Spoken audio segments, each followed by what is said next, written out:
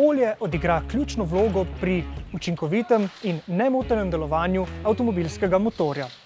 Zagotavlja namreč mazanje, čiščenje, hlajenje, preprečuje trenje med gibljivimi deli in na ta način ščiti motor.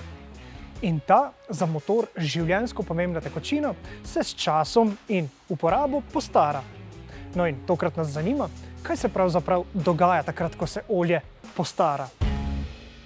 Olje se s časoma kontaminira z nečistočami, ki so vpliv zunanjega okolja. Se pravi, tudi sam filter zraka ne more 100% preprečiti vdor nesnag v motorni prostor in ta nadaljuje na to naprej v olje. Pri izgorevanju nastane garež. Ta garež mora motorno olje odplakniti in to odplakne, jasno vse odnese s sabo, s tem tudi prečisti skozi filter motornega olja, vendar določen del tudi ostane zavedno v olju, ga ne moreš odstraniti v 100%. Predvidevamo, da se večina voznikov zaveda, da so redne menjave olja nujne. No, za boljšo predstavo pa si poglejmo, kako je pravzaprav videti olje v različnih življenjskih obdobjih. Kaj imava tukaj, lahko tole pogledava? Tukaj imamo, novo olje, rabljeno olje, ki se je iztočeno iz dizelskega in iz bencinskega motorja. Okay. Lahko povabim, pa probava, kakšna je razlika na otip. To ni strokovno, vendar je to ena od takih stvari, ki jih, zelo praktično, zelo hitro ugotovimo. Kar probajte.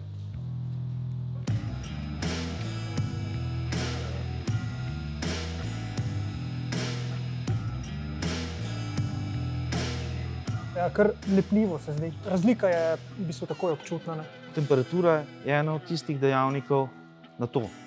Vlaga, kondenzacija, tudi gorivo je prisotno v motornem olju, saj vso gorivo v 100% ne zgori in s tem vse ti vplivi, trdni delci, ki se pojavljajo v motorju, prah iz zunanjosti, vse to poslabša in spreminja kemično strukturo olja. In zaradi tega tudi postane olje iz takšne čiste barve črno. Tako, seveda, olje ima, pralno funkcijo.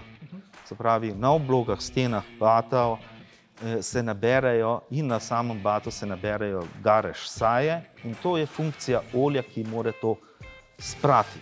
In zaradi tega je potrebno menjati olje. Ko smo že pri rednih menjavah olja, po kakšnem ključu proizvajalci določijo interval menjave olja v avtomobilih? Ja, na to vpliva več dejavnikov. Eden od zelo pomembnih dejavnikov je polucija. Polucijski standardi so zdaj zelo strogi in zahtevajo čiste motorje. To je eden dejavnik. Drugi dejavnik je pa način uporabe vozila. A lahko uporabnik vozila s svojim načinom vožnje, s svojim načinom uporabe avtomobila vpliva na staranje olja? Kaj lahko za to naredimo? Se sploh kaj da? Uporabnik ima vozilo zato, da ga uporablja za svoje namene. Z daljšimi vožnjami dosežemo optimalne temperature motorja in s tem tudi motorno olje dela v temperaturnem območju, ki je najbolj ugodno za olje. S tem je pravilno mazanje motorja in tudi vse ostale funkcije olja se opravljajo. Nekatera vozila so seveda podvržena tudi večji meri čakanja na dvoriščih. Kaj pa se torej zgodi v tem primeru? Se olje preobremeni. Se pravi, ali temperaturno z agresivnostjo vožnjo, pospeševanjem, ki dvigne temperaturo in tudi s tem poveča onesnaženost, ali s krajšimi vožnjami. Zagon, 3 minute vožnje, ugasne, se motor ne segreje. Se pravi, pride do kondenzacije in vdora vode v motorno olje. V primeru, ko uporabniki vozil delajo manjše kilometre, je potrebno delati vzdrževalne servisne preglede prej. Zaradi tega, ker to so ekstremni pogoji uporabe. No, če ste med tistimi, ki občasno tudi ignorirajo avtomobilski poziv na servis, pa vzemite na znanje tole. Avto pripeljem na servis po 1,5 leta od preteklega servisa. Zakaj to ni ustrezno? Zaradi tega, ker olje izgubi mazalne sposobnosti. Ima že toliko nečistoč, s tem se zgosti in se s tem večajo temperature v samem motorju, pride do trenja, pride do brušenja lahko. Tukaj imate lahko precej škode. Zaradi tega je potrebno upoštevati navodila proizvajalca, da se menja olja v predpisanem časovnem ali kilometrskem roku. Novejša vozila pa so že opremljena tudi z stipali. Senzor zaznava viskoznost olja, med drugim pa tudi se meri temperatura olja, katero je doseglo. Meri se, kolikokrat je bil zagon vozila. Še mnogo dejavnikov se spremlja in s tem sam računalnik motorja sporoča uporabniku, da je potrebno zamenjati olje. Ko vi mislite, da je še olje še vedno zadovoljive kakovosti, pa vendar vam že sporoča lahko vozilo samo, da je potrebno zamenjati. To je ena od velikih prednosti sedaj te elektronike. Kakovost uporabljenega motornega olja je izjemno pomembna. Zakaj? Olja visoke kakovosti so bolj obstojna in vsebuje več dodatkov, kot so recimo naprimer za večjo temperaturno obremenitev, za čiščenje motorja.